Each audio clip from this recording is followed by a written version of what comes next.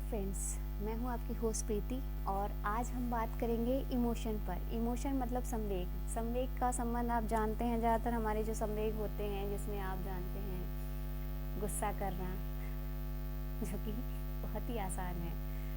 और दूसरा है लव। लव मतलब जिसको हर इंसान को नीड होती है। और इसके अलावा और भी बहुत सी चीज़ें होती हैं जो इसके अंतर्गत हम जानेंगे समझेंगे। और मैं इन शॉर्ट वे में आपको बहुत कुछ बताने की कोशिश करती हूँ। उम्मीद करती हूँ आपको पसंद आएगा। अगर आपको पसंद आए तो प्लीज़ लाइक शेयर सब्सक्राइब कीजिएगा और मैं ऐसी ही जानकारी आपको आगे भी लाती रहूँगी। चलिए स्टार्ट करते हैं। संवेग। संवेग को अगर मॉर्गन एम किंग के अनुसार समझा जाए तो संवेग एक आत्मगत अनुभूति की अवस्था है जिसके साथ अक्सर मुखाकृति और शारीरिक अभिव्यक्ति जुड़ी रहती हैं तथा कभी कभी उद्दोलन और प्रेरणात्मक विशेषताएं भी पाई जाती हैं। इमोशन शब्द लैटिन भाषा के इमूवर से लिया गया है जिसका अर्थ है भड़क जाना अथवा उद्दीपित होना। Latin it means out and mover it means to move. संवेग भाग या अनुभूति के अति निकट होने के कारण जब भाव की मात्रा बढ़ती है तब शरीर उद्दीपित होता है। उद्दीपित अर्थात ड्राइविंग फॉर्म इसका एक्टिवेट होता है। इस उद्दीपित अवस्था को संवेग, जो संवेग है उसे बोला जाता है भय। संवेगों का जो फेन है या संवेग के जो तत्व हैं वो हैं भय, क्रोध, चिंता, ईर्ष्या, जिज्ञासा आदि। भय अर्थात फियर, क्रोध मतलब एग्रेशन, चिंता मतलब एंग्जाइटी, ईर्ष्या मतलब ईर्ष्या को क्या बोलते हैं इंग्लिश में, ध्यान नहीं आ रहा मुझे, देख लीजिएगा आप समझ जाएंगे। और जिज्ञासा मतलब क्यूरियोसिटी। ठीक है। संवेग के कारण कभी कभी व्यक्ति इतना प्रेरित हो जाता है कि जाति, धर्म, देश और मानवता के लिए बड़े बड़े कार्य करने के लिए तत्पर हो जाते हैं और ऐसे कार्यों को कर भी जाता है। अतः इसका मानव जीवन में बहुत महत्वपूर्ण स्थान है। इट मीन्स ये हुआ कि संवेग जो हमारे हैं वो पूरी लाइफ को बनाने और पर्सनैलिटी को फाइनली हमारा पर्सनैलिटी जो परफॉर्मेंस होता है वो संवेग पर ही आधारित होता है।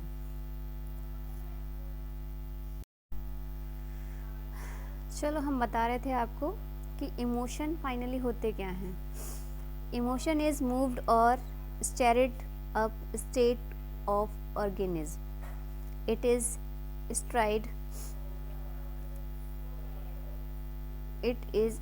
up state of feeling that it the way it appears to the individual himself.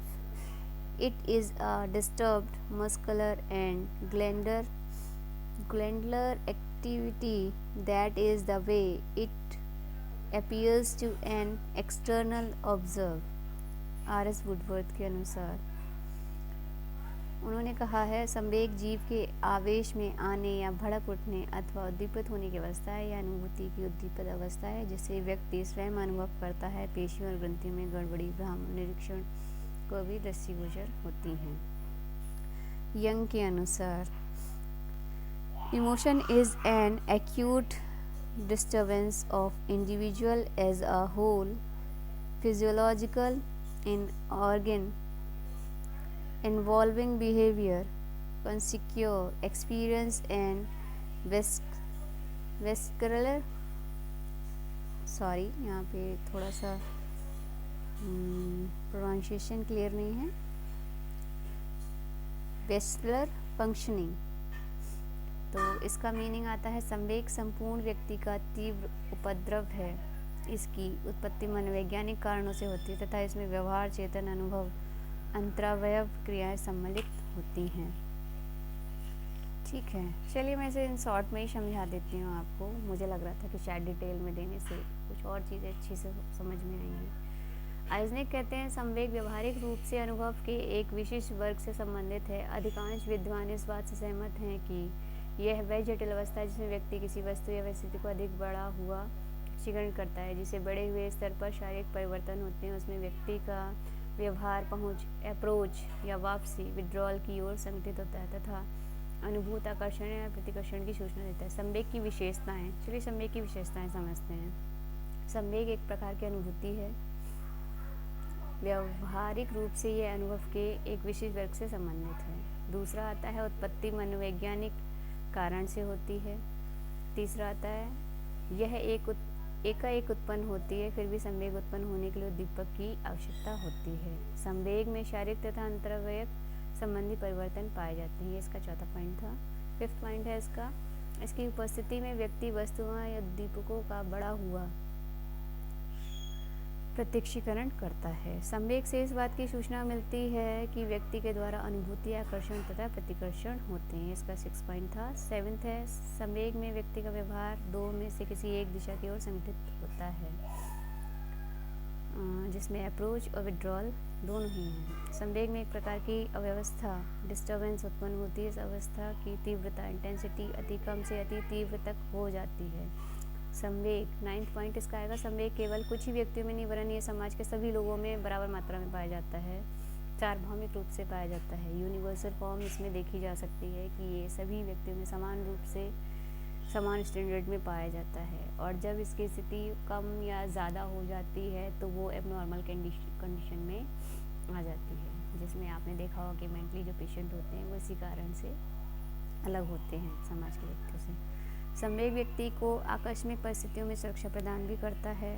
इनकी उपस्थिति में व्यक्ति क्रियाशीलता अधिक बढ़ जाने से वह खतरनाक परिस्थितियों से अपनी रक्षा भी कर सकता है। इसका मतलब आप ये जान सकते हैं कि जब किसी व्यक्ति पर खतरा उत्पन्न होता है तो वो अपने बचाव के लिए, अपनी रक्षा के लिए आक्रामक व्यवहार करता है। ये उसका उदाहरण हो सकता है। यह एक प्रकार की मनोशारीरिक साइकोफिजियोलॉजिकल प्रक्रिया है। इसमें मतलब कि कोई अगर किसी को हिट करेगा तो उसका रिएक्शन बचाव के लिए हाथ ऊपर उठना, ये उसका रिएक्शन हो सकता है। ठीक है। भाव और संवेग में अंतर, डिफरेंस बिहेवियर बिटवीन फीलिंग्स। ठीक है, आप इसे समझिए।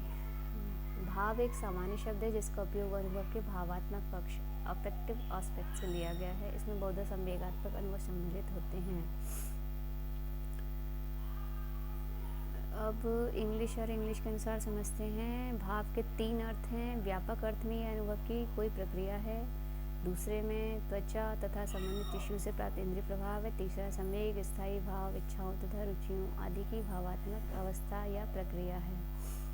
भाव की अनेक विशेषताओं में से कुछ विशेषताएं निम्न हैं। भाव मन की सरल, क्षणिक एवं चंचल प्रक्रिया है। सेकंड है व्यक्ति एक समय में एक ही भाव का अनुभव करता है। भाव का यह अनुभक्ति के किसी अंग विशेष से न होकर संपूर्ण शरीर से होता है। थर्ड है ये आत्मगत होते हैं। फोर्थ है इनकी मात्रा में परिवर्तन होता रहता है। फिफ्थ है ये संवेदना का गुण नहीं बल्कि संवेदना से भाव की उत्पत्ति होती है। भाव और संवेदना में अंतर देखते हैं। फर्स्ट है संवेदना पहले उत्पन्न होती है और संवेदना से भाव उत्पन्न होता है। सेकंड है संवेदना से ब्राह्म उद्दीपकों का ज्ञान प्राप्त होता है, जबकि भाव से व्यक्ति की आंतरिक अवस्था का ज्ञान होता है। थर्ड है संवेदना में कोई ना कोई ज्ञान इंद्रिय सक्रिय होती है, जबकि भाव अनुभूति संपूर्ण शरीर द्वारा होती है। फोर्थ है व्यक्ति एक समय में एक ही भाव का अनुभव करता है, जबकि संवेदना एक से अधिक हो सकती हैं। फिफ्थ है जब व्यक्ति संवेदना पर ध्यान देता है तो संवेदना ज्ञान में स्पष्टता आती है, परंतु भाव पर ध्यान देने से उसका रूप समाप्त हो जाता है। संवेदना में प्राप्त, छठा इसका ऑप्शन है जो डिफरेंस बताता है हमें। संवेदना में पश्चात प्रतिमा, आफ्टर इमेज बनती है, परंतु भाव में पश्चात प्रतिमा नहीं बनती। भाव 7th इसका ऑप्शन या पॉइंट कह सकते हैं यह है कि भाव की अनुभूति के लिए संवेदना आवश्यक है, जबकि संवेदना की अनुभूति के लिए भाव आवश्यक नहीं है। वुंड के सिद्धांत के अनुसार भाव 3 प्रकार का हो सकता है। सुखद तथा दुखद भाव, प्लीजेंट एंड अनप्लीजेंट फीलिंग, उद्दीपक तथा शांत भाव, excitement and claim feeling, and तनाव तथा विराम भाव, टेंशन एंड रिलीफ फीलिंग। ठीक है, अब हम जानते हैं मानव अनुभव एवं व्यवहार में संवेग का महत्व। Importance of emotion in human experience and behaviour. संवेगों के प्रमुख महत्व निम्न प्रकार हैं। फर्स्ट है तनाव मुक्ति, सेकंड है व्यक्ति को क्रियाशील बनाते हैं, थर्ड है वाणी में दोष, फोर्थ है दूसरे व्यक्ति को मूल्यांकन, फिफ्थ है आदत निर्माण में सहायता, सिक्स में है पारस्परिक संबंधों को प्रभावित करते हैं, सेवेंथ व्यवहार पर ऋणात्मक प्रभाव, एट्थ बालकों के व्यवहार पर विशेष प्रभाव, नाइन्थ जीवन में सरसता और समृद्धता, 10th परिस्थिति में प्रक्रियाओं के लिए विशेष शक्ति। तो ये तो हुए आपके importance of emotion in human experience and behaviour, मानव अनुभव एवं व्यवहार में संवेग का महत्व। ठीक है, तो हमने इन पॉइंटों के माध्यम से जाना कि किस प्रकार संवेग का महत्व हमारे जीवन में है। अब जानते हैं हम अवदमित संवेग और उनका व्यवहार और व्यक्तित्व पर प्रभाव, repressed emotion and their affection, behaviour and personality. संवेगों के दमित होने से व्यक्ति कुछ समय के लिए शांत और चिंता मुक्त हो जाता है, लेकिन दमित संवेग अथवा इमोशन अचेतन मन में सक्रिय रहते हैं और व्यक्ति पर अपनी अमिट छाप छोड़ सकते हैं। व्यक्ति संवेगों के दमन के फलस्वरूप मानसिक रूप से पीड़ित हो सकता है, वह गंभीर मानसिक रोगों का शिकार भी हो सकता है। अतः मैं ये कहना चाहूँगी कि अगर आप अपने संवेगों को, संवेग समझ रहे हैं ना, गुस्से को, प्यार को या किसी भी अपनी मानसिक अभिव्यक्ति को समय पर नहीं प्रस्तुत करते हैं, तो वो कहीं ना कहीं आपके अंदर टेंशन, स्ट्रेस, फटीग के साथ साथ कुछ शारीरिक विकारों के रूप में भी दिखाई देते हैं। तो सही समय पर सही निर्णय लेना, इसका एक सही तरीके से प्रेजेंटेशन करके आपके शरीर और मन दोनों को स्वस्थ रख सकता है। व्यवहार और व्यक्तित्व पर लाभकारी प्रभाव, इसका लाभकारी प्रभाव देखते हैं क्या होता है। शैशवकालीन संवेगों और आवेगों के दमन के कारण व्यक्ति के व्यक्तित्व में अनेक प्रकार गुण विकसित होते हैं, जैसे परोपकार, विश्वसनीयता, कर्तव्यपरायणता, उदारता आदि गुण। सेकेंड, जब कष्टदायी संवेगों व्यक्ति में दमन हो जाता है तो कष्टकारक संवेगों से मुक्ति ही नहीं होता, बल्कि इस प्रकार की मानसिक स्वास्थ्य की रक्षा होती है। कष्टकारक, तीसरा जो पॉइंट आया वह कष्टकारक संवेग जब संतुष्ट नहीं होते तब वह व्यक्ति की चिंता उत्पन्न करते हैं, जब इन संवेगों का दमन होता है तब वह व्यक्ति चिंता मुक्त हो जाता है। लास्ट पॉइंट इज आक्रामकता और लूटमार अपने दमन से व्यक्ति को ही लाभ नहीं होता, बल्कि यदि का दमन सामाजिक स्तर पर होता है तो वैसे व्यक्ति के दमन से समाज को ही लाभ होता है। तो इस तरीके से अगर दमन कुछ मायनों में लाभप्रद भी होता है तो कुछ मायनों में ये आपको प्रॉब्लम भी क्रिएट कर सकता है। तो अब इसके हानिकारक प्रभाव देखते हैं।